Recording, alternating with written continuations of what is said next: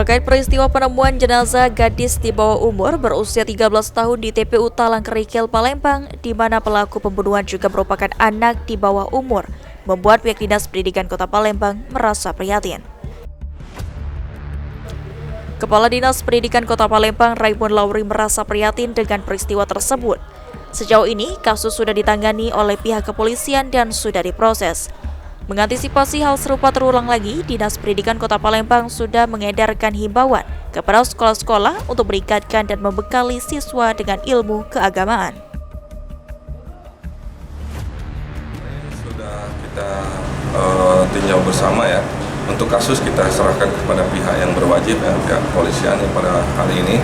Namun kami Dinas Pendidikan juga sudah menghimbau kepada sekolah-sekolah untuk meningkatkan lagi ilmu keagamaan bagi siswa-siswa.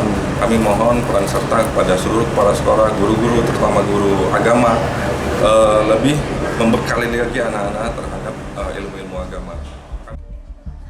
Ditambahkan Raymond Lauri, saat ini Dinas Pendidikan Kota Palembang meminta penerapan di awal sebelum dilakukannya pembelajaran di sekolah yang bisa dimanfaatkan untuk tausiah agama singkat kepada siswa, yakni membaca surat Yasin atau kegiatan keagamaan lainnya sebelum memasuki jam pelajaran.